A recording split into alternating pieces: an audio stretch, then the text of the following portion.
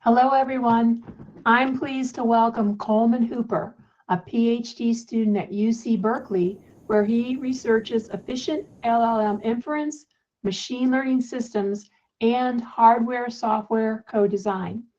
He is advised by Professors Sophia Shao and Kurt Keitzer and holds a BS in electrical engineering from Harvard. Please join me in welcoming Coleman Hooper for his session titled Efficient Large Language Model Inference with SqueezeLLM and KVQuant. Over to you, Coleman. Thank you. So my name is Coleman Hooper. I'm a graduate student at UC Berkeley, and I'm advised by Professors Kurt Keitzer and Sophia Shao, and I'm going to be talking about our work on efficient large language model inference with SqueezeLLM and KVQuant. And so this has been a joint work between me and several collaborators who are listed here. So SqueezeLLM and KVQuant were each published at ICML and NeurIPS respectively. But there's contributions from many different people in the slides I'm going to be presenting today. So I'm first going to introduce the motivation for our work and then talk about our work SqueezeLLM on quantizing large language models to low precision, and then also discuss KVQuant, which is an additional work that pursued low precision KV cache quantization for accelerating long context length applications. Finally, I'll conclude and summarize the talk. Just to motivate briefly why we pursue accelerating large language models. One particular reason is that even across different diverse application areas, we're seeing a convergence on the transformer architecture as a consistent backbone. So previously for different like image pipelines, we would typically use convolutional neural nets. For audio pipelines, recurrent neural nets would often be used. Different nets would be used for recommender systems, and transformers were initially more commonly used for language processing tasks. However, now we have seen that transformers have become broadly used as a consistent backbone across all of these applications. So this is one strong motivation for pursuing efficient language model inference, since it has so many potential downstream use cases with the transformer architecture. An additional motivation for our work is the growth of the LLMs we have seen over the past several years. So this plot is just showing the model size versus the year that different models have come out. And this is just over the past 5 years, but we've seen like a 10,000x growth in model size, going from small models like Elmo and BERT to newer models like Megatron and Palm and the rumored size of GPT-4. So this is just showing how critical the problem of accelerating inference is, since these models are now so large in scale. An additional challenge with inferring particularly generative language models is that they are primarily memory bandwidth bound. So this plot here is just showing the arithmetic intensity of transformer-based models. It's showing the arithmetic intensity for BERT and GPT-2 style models, where BERT is an encoder style model and GPT-2 is a decoder style or generative model.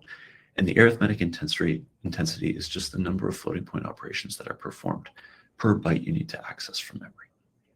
And what this plot is showing is that even though across different sequence lengths, the BERT models may have arithmetic intensities in the hundreds of floating point operations per byte you have to load, for decoder models like GPT-2, there's very few operations you perform per byte loaded, which leads to the computation becoming primarily memory bandwidth bound rather than compute bound. And this is actually made worse by the scaling of existing hardware platforms. So this plot here is just showing normalized scaling over time for compute in black, and then for DRAM bandwidth in green and interconnect bandwidth in blue. And the key takeaway here is that over time, the gap between the peak performance of hardware platforms and the peak bandwidth, either DRAM or interconnect bandwidth, is only growing. So as we're seeing these larger generative models, which are more and more memory bandwidth bound, we're also seeing a growing gap in terms of compute versus bandwidth performance. So this means that it's becoming even more critical to design more memory efficient algorithms and systems to reduce the number of memory accesses we need to make in order to accelerate inference. And this actually means that for many generative applications, it's better to minimize the amount of memory operations you need to perform, even if it means you need to end up doing more computation. And an approach that's often used to reduce the memory footprint for LLM inference is quantization. This is critical for efficient and fast LLMs, and quantization can help reduce the memory footprint and the peak memory requirement. And thereby, for memory-bound applications, it can also improve inference latency. There's a couple of critical challenges, though, when we want to apply low-precision quantization. It's challenging with very low bit precisions to maintain high accuracy while we quantize to these low precisions, like sub 4-bit. And it's also challenging, particularly for smaller models, which are more sensitive to compression. And I'm using smaller models here as a relative term. I'm still referring to like large language model sized models. But this has motivated our works, which have focused on how we can address this memory bottleneck in LLM inference, first looking at shorter context length regimes where we don't really have much activation memory, but where the weights are more dominant, and then for long context length regimes where the KV cache activations start to be the dominant contributor to memory consumption. So for shorter context length regimes, the dominant contributor to runtime is the time to load model weights. The plot here is showing the breakdown of runtime for the Llama 7B model with a sequence length of 128 and batch size of 1. And the blue bars here, the lighter blue and darker blue, are the fully connected layers in the attention and feed forward modules. And the other colors here correspond to either the attention operation or the nonlinear operations in the network. And crucially, we see that the nonlinear operations and attention do not make up a substantial proportion of runtime. The dominant contributor to runtime is just the time to load the weights for the fully connected layers. And that actually means that as we go on the x-axis, this is just reducing the precision with which we store model weights, but not actually changing how we're doing the computation. Just by reducing the memory footprint for the model weights, we can accelerate inference by reducing the number of memory operations we need to perform. So this motivated our work, which was how do we reduce the memory requirement for these model weights? And there's two key approaches we used to accurately quantize the model to low bit precision in order to maintain model accuracy while reducing the memory footprint. And these two approaches are a non-uniform quantization approach, where we use a smarter encoding than typical uniform quantization approaches in order to maintain accuracy when going to low bit precision. And then dense and sparse quantization, where we aim to tackle issues with outliers, which make it challenging to quantize to low bit precision by storing these outliers separately in a sparse high precision format. So just to motivate why we pursued non-uniform rather than uniform quantization, uniform LLM quantization is actually suboptimal for two key reasons. The first is that the weight distribution in neural nets is typically non-uniform. This isn't new in LLMs, it's also true in previous nets like convolutional nets. However, generally you can get higher accuracy if you can perform non-uniform quantization. However, the main advantage of typical uniform quantization schemes is that you can leverage low precision compute data paths to get higher throughput. However, in the LLM context, the main bottleneck is memory, not compute. So all we really need to do is reduce the precision with which we load in parameters. And then once we get the parameters into the chip, it doesn't matter how we perform the computation. So we actually use non-uniform quantization to better represent the model weights and reduce precision without sacrificing on accuracy. And then this enables better performance since we're just in a memory bandwidth bound regime. So if we can push to lower bit width, then we can accelerate inference by reducing the number of memory operations we need to perform. So one possible way we could actually determine the quantization signposts or representative values when performing low precision non-uniform quantization is through just assigning these representative values to minimize the quantization error when you quantize the full tensor. The challenge when doing this is that not all weights are equally sensitive to quantization error. So if we actually quantize different weights in the model, they end up, basically if you have more perturbation in one value, it may lead to greater error in the output than if you had the same perturbation in the other value. So the sensitivity of these parameters to perturbation is different. And importantly, this can be characterized by their basically how the loss landscape looks like for that particular parameter, which basically tells you how much the output is going to change if you perturb it a bit. And this actually can give us a smarter way of quantizing to low precision without degrading model accuracy. So instead of just minimizing the quantization error, we can actually minimize the quantization error weighted by how important the quantization error is for each parameter. So this is essentially saying for parameters that have a bigger impact on the final output of the model, we want to preferentially preserve them or reduce quantization error for these parameters. So instead of treating all weights the same, we preferentially preserve the more sensitive weights by allocating quantization centroids closer to those sensitive values. So the original weight distribution is shown here, along with just red triangles that highlight the top 20 sensitive values. And at the bottom, we're showing the uniform quantization signposts, where these would be placed. And then in purple, we're showing where the quantization signposts are placed when we use our approach. And crucially, these signposts end up getting placed much closer to these red sensitive values. So our sensitivity weighted non-uniform quantization approach actually ends up encouraging the quantization signposts to fit closer to these sensitive values, thereby improving low precision quantization accuracy. And we can see this if we actually look at how the perplexity with our quantization method compares with previous uniform approaches. So this plot is just showing the perplexity on C4, where lower is better, and the left-hand side is just typical 3-bit integer quantization. And then the next two bars are showing our non-uniform quantization approach, and then our sensitivity weighted non-uniform quantization approach. And this is showing how even with just by changing the quantization scheme to non-uniform and integrating sensitivity information when determining the quantization signposts, we can already achieve state-of-the-art relative to previous uniform quantization-based methods. So the second component of our method is actually aiming to tackle an orthogonal challenge, which is around outliers and how these outliers skew the quantization range.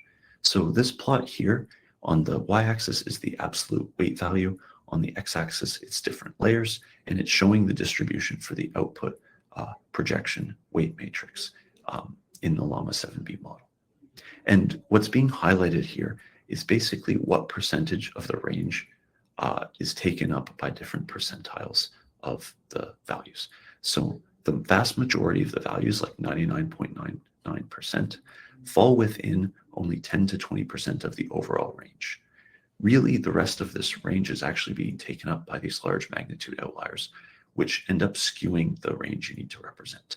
And this creates a problem for accurate low precision quantization because it's hard to actually represent these accurately without degrading your representation for the other low precision values.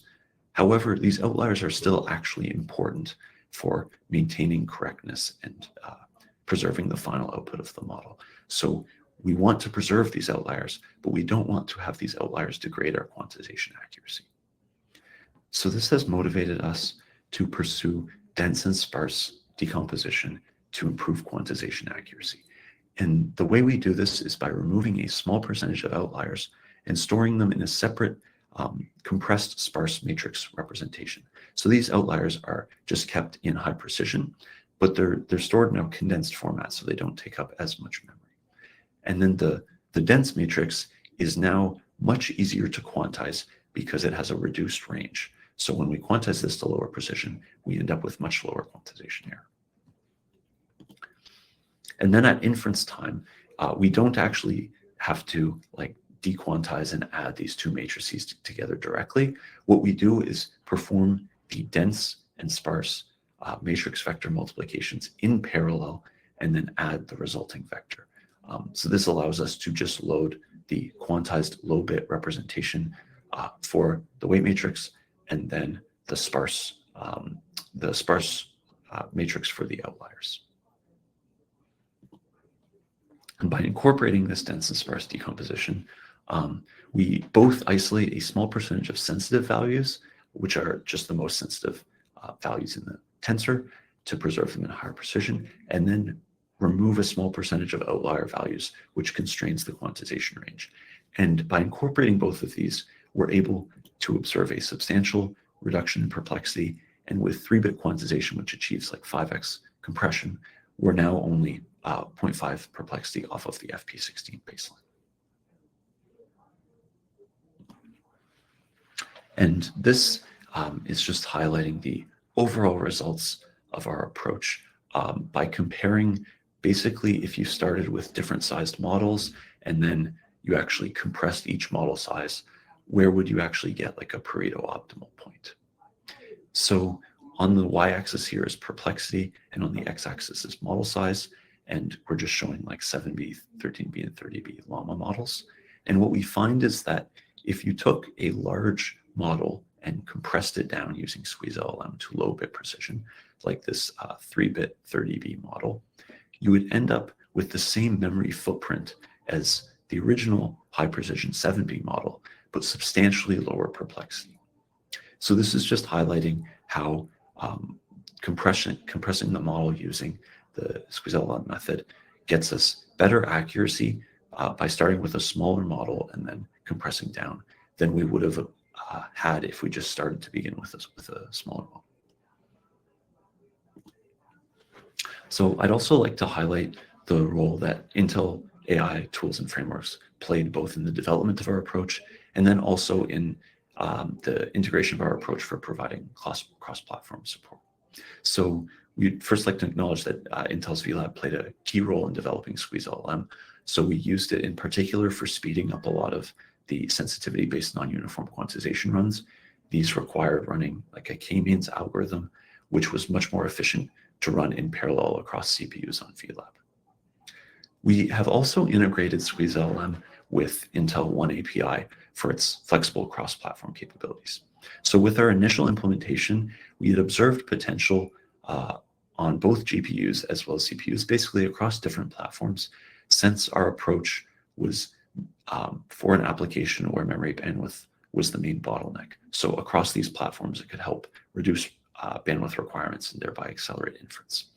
So to actually be able to provide cross-platform support, we integrated our approach with the One API toolkit, and specifically, we took our initial CUDA implementations, which we had written and benchmarked on A100 GPUs, to we converted these to SQL code using the cyclomatic tool. And so this tool just automatically converts CUDA kernels into SQL code that can then be used to target different hardware backends. And in particular, we used it to target Intel data center GPUs. So there's a blog post that I've linked to below that you can look into if you're interested. This provides a more detailed explanation of how we actually performed this conversion process to go from the original CUDA kernels to the SQL code, which could be benchmarked on Intel data center GPUs. But the cyclomatic tool is essentially able to convert the CUDA kernels to SQL code with little manual tuning or manual overhead, and with only small adjustments to the surrounding Python code to call these SQL kernels instead of CUDA kernels. And we also benchmarked our implementation and observed 2x speedups on Intel data center GPUs, which is comparable with the speedups we were getting with our initial implementation in CUDA without any like manual adjustments or tuning or anything. So just out of the box, the converted SQL kernels were able to provide speedups and therefore demonstrate cross-platform support for our approach. So I'm now going to switch gears, still focusing on memory bandwidth bound LLM inference, but now focusing on regimes where we have long context length inputs. So there's been a growing support to actually support longer context length models in order to enable emerging LLM applications which require these long context lengths. These types of applications could be like document analysis, like legal work or complex research tasks, which may require processing hundreds of pages of text and can lead to greater than 100K context length inputs. And so this plot on the right is just showing the context length of different models, both closed source and open sourced, and then on the x-axis, different models.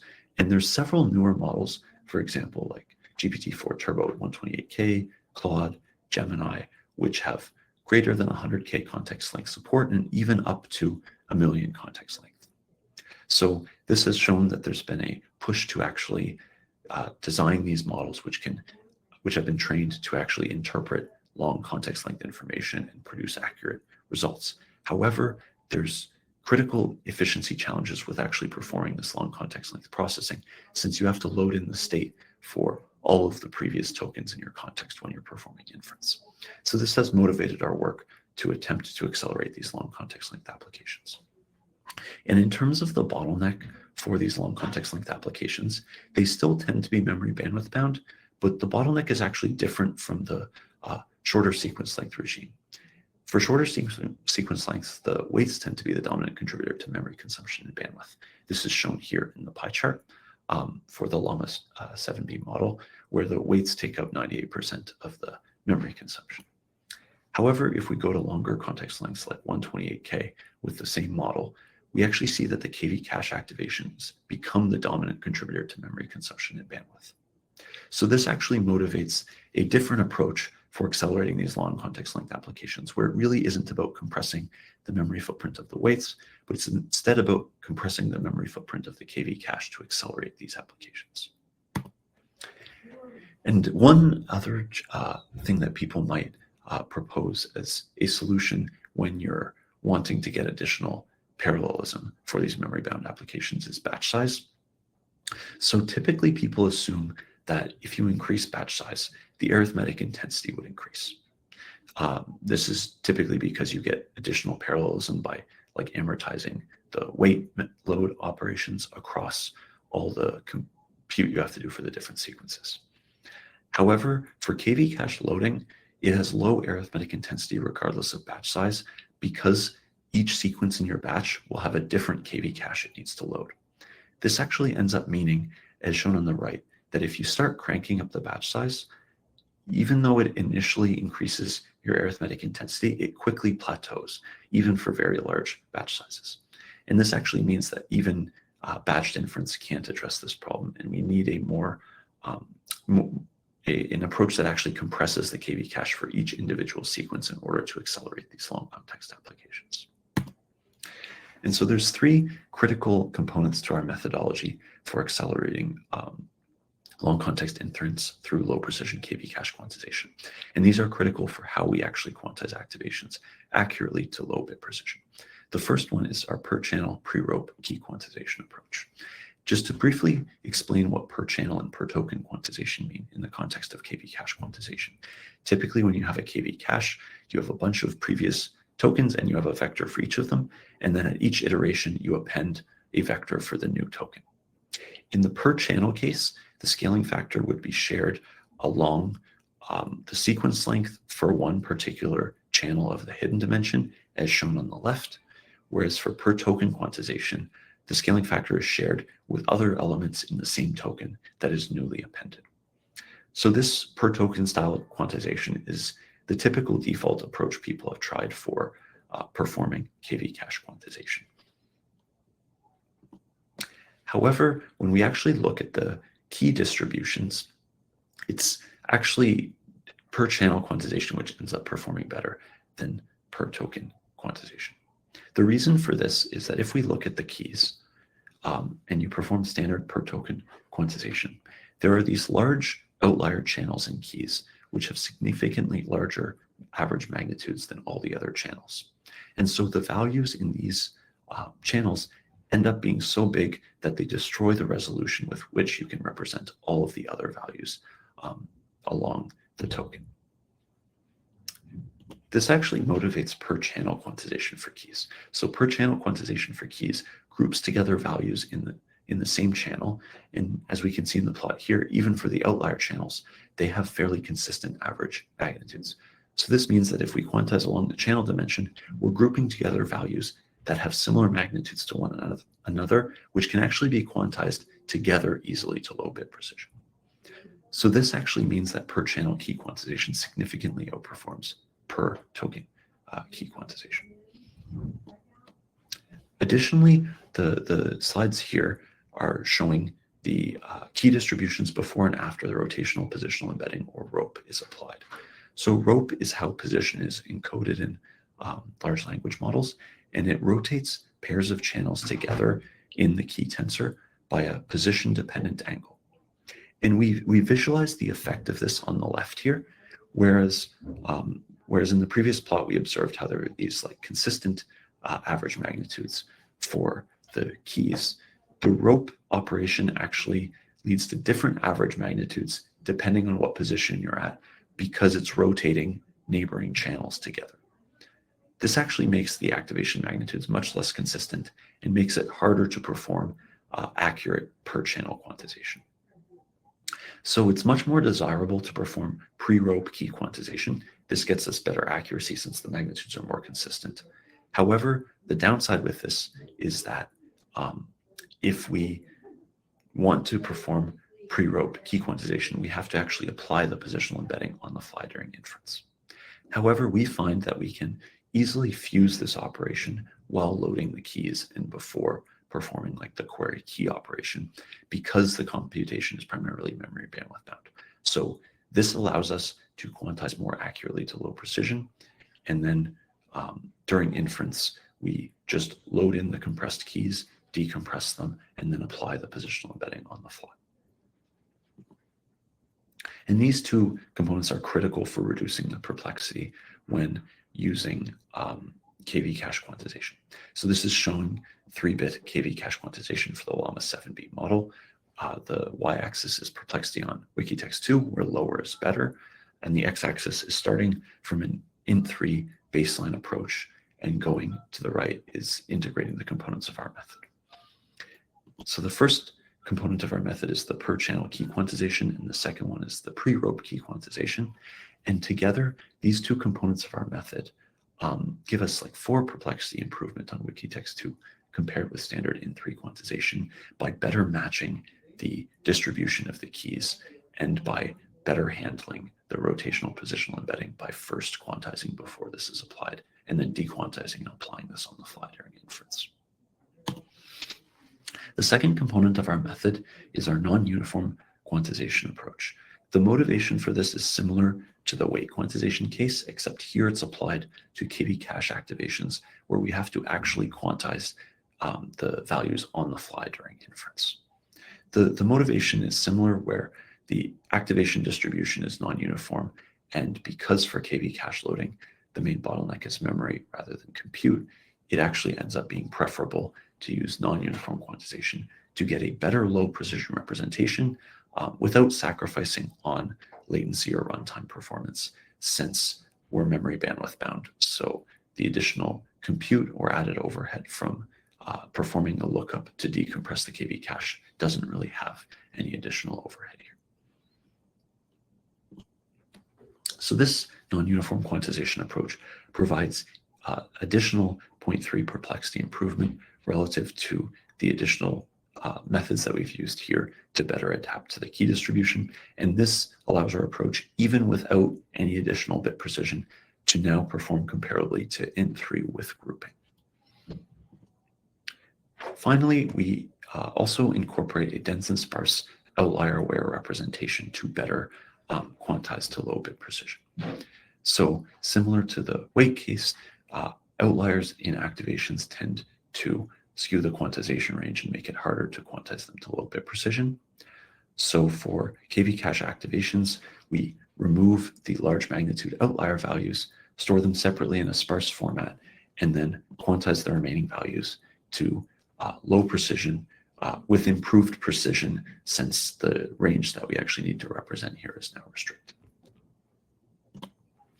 And so this end-to-end process is visualized here. It's slightly different from the weight case, so I'll just highlight what is different. The key difference is that because the key activations tend to have outlier channels in addition to having outliers within each channel, we actually detect outliers at a finer granularity than in the weight case. So if we look on the left, we have these large magnitude outlier channels, and the values that are hard to quantize in this tensor are actually not all the biggest values in the tensor. They're the ones within each tensor that are the largest. So we separately detect outliers for each channel here, and then we get the tensors in the middle, which include 1% of outliers kept in higher precision, which will be stored in a separate sparse format. Then 99% of dense values, which still have these per channel outlier behavior, but now has been smoothed out by removing numerical outliers. And we can then actually rescale each channel to have a similar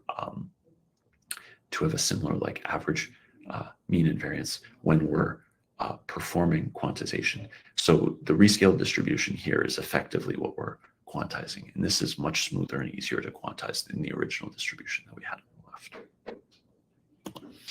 And so by combining these methods and isolating 1% of outlier values to restrict the quantization range, we're able to attain under 0.1 perplexity degradation on Wikitext 2 when we compress the KV cache to 3 bits, which is like a 5x compression. So I'm also going to briefly show some downstream task evaluation here. We've evaluated on a broad range of downstream tasks in both of our works, which are available in the full papers. I just wanted to highlight our evaluation here on long context length tasks for KVQuant. And we evaluated on 2 different benchmark suites, which are LongBench and Ruler. LongBench consists of single and multi-document QA tasks, few-shot learning, and summarization. And then Ruler consists of synthetic retrieval, information aggregation, and question answering tasks. And so for these long context tasks, we observed that we had significantly less degradation from the baseline relative to existing quantization approaches, like the KV approach, which is cited here at the bottom of the page. And this shows how we can get this 5x compression while maintaining downstream task accuracy, in addition to the minimal reduction in perplexity that we were observing over the previous slides. And so this helps motivate how our low precision KV cache quantization approach is able to get both accurate and efficient low precision quantization by reducing the memory consumption and memory footprint, while also maintaining accuracy through the combination of the approaches we have presented.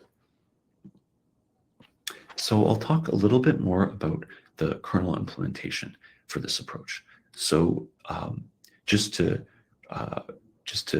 go back slightly for the SqueezeLLM approach, we actually had custom kernel implementations that I briefly mentioned, which performed both the dense matrix dense FP16 vector multiply and the sparse matrix dense FP16 vector multiply in parallel, and then we added the results of these operations. So this is similar to what we have highlighted here in the green box. However, in the context of quantizing KV cache activations, there's actually an additional added challenge, which is that we have to actually take out these outliers on the fly, and we have to quantize to low precision on the fly. So when we get this input key or value vector, which is like the new key or new value, which has to be appended to the KV cache, we now have to first remove outliers. So this is done dynamically on the fly by identifying the outlier values, which are going to skew the quantization range. We then have to take these outliers and compress them on the fly into a compressed sparse matrix format like CSR. So this is all done dynamically. And then also we have to be able to quantize these, the remaining dense values to non-uniform quantized representation for all the low precision values. So in order to do this efficiently, we actually calibrate for the non-uniform quantization signposts or representative values offline ahead of time, and then just shift the values into the required range and quantize them when we're taking this dense tensor and then quantizing on the fly. So we first take in the input vector, we then compress it to this representation in the middle, which has the dense matrix, which contains both the lookup table as well as indices into the lookup table. And this is how the low precision component is stored. And then we have the outlier path where the sparse matrix contains all the outlier values. And so I'm going to now show kernel benchmarking results. This is kernel latencies in microseconds on an A6000 GPU for a sequence length of 16K. And these kernel benchmarking results are comparing the FP16 operation for loading and multiplying the KV cache with performing all of the operations required for our kernel implementation. So this is the operations required to load, to take the vector, compress it in parallel to both a dense and sparse format, and then in parallel to perform the dense matrix vector multiply and the sparse matrix vector multiply to recover the actual uncompressed output for the query times key or score times value operation. And this table actually shows latency for generation with the Llama 7B model with our custom kernel implementation and demonstrates how we get substantial speedups of up to 1.7x for keys and values relative to the baseline FP16 model. And this is actually both with incorporating like dynamically quantizing activations to sparse format and to non-uniform representation on the fly, and then also with incorporating like the inference part where we actually load everything in and perform all the computation for the new query vector or new score vector. So I'm now going to just summarize the talk and the key takeaways from our work. So the key takeaways, the first is that the main bottleneck for language model inference is typically memory rather than compute. And what the bottleneck is depends on different regimes, like whether we're in a short context length or long context length regime. But regardless of which regime we're in, because we're memory dominated, the compression approaches that make sense are different than previous approaches that made sense for other neural nets like CNNs. So we really want to have approaches that are tailored for compressing the model to low precision as accurately as possible while maintaining the accuracy of the base model. And we really don't care about adding any additional compute like table lookups or slightly more complex storage formats that add a little bit of decoding overhead. The next takeaway is just around what the bottlenecks are for different regimes. So for short context lengths, the model weights tend to be the dominant memory bottleneck. So this means that for these regimes, we should try and compress the model weights as much as possible and not really worry about the other things like KV cache activations, for example. In contrast, for these long context length applications, the KV cache activations end up being the dominant memory bottleneck. So for these long context length applications, it's maybe not as important to compress the model weights, and it's much more important to compress the KV cache activations as much as possible in order to enable long context inference. So our two works that I've highlighted here, SqueezeLLM and KVQuant, address this challenge of accurate low precision quantization in these two different regimes. The first being accurate weight quantization to sub 4-bit precision, and the second being accurate KV cache quantization to sub 4-bit precision or even 2-bit precision. So in the weight case, this enables us to take like a big model, like a 65B model, and deploy it on a more resource-constrained GPU. And in the KVQuant case, this actually enables us to potentially even perform like 1 million context length inference with the Llama 7B model on a single 80 gig 8100 GPU, or even 10 million context length inference on an 8 GPU system, just through compressing the representation of the KV cache in order to reduce memory requirements. So these are two different quantization approaches I've presented, which can help accelerate language model inference across different regimes in order to make different downstream LLM applications more viable and feasible by removing some of the inference bottlenecks that are observed with running these. And so that concludes my presentation. I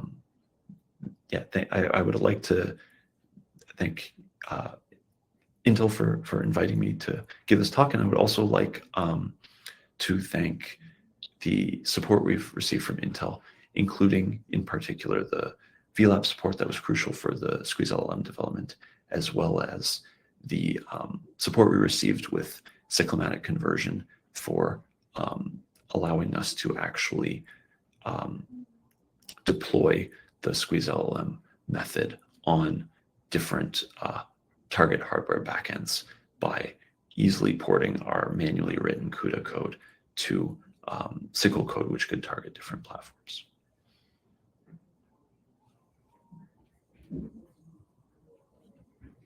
Thank you. I think I have time for a few questions. Hey, Coleman.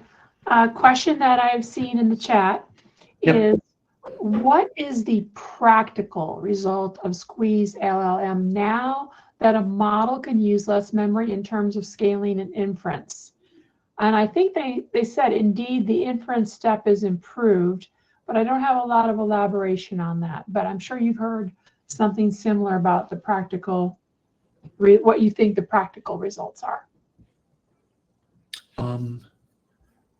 So I'm not sure I follow. Is the question, like if I go back to the previous slide, I think that was making this point. Like what are the practical implications of the fact that you can take a bigger model and compress it down? Yes, perfect, that's it. So I think the practical implications are that like this kind of just changes maybe the trade-off you should think of when you're determining what model size you should have, because the model size that you are targeting is determined both by like your accuracy goals as well as like your inference efficiency that you can afford at inference time.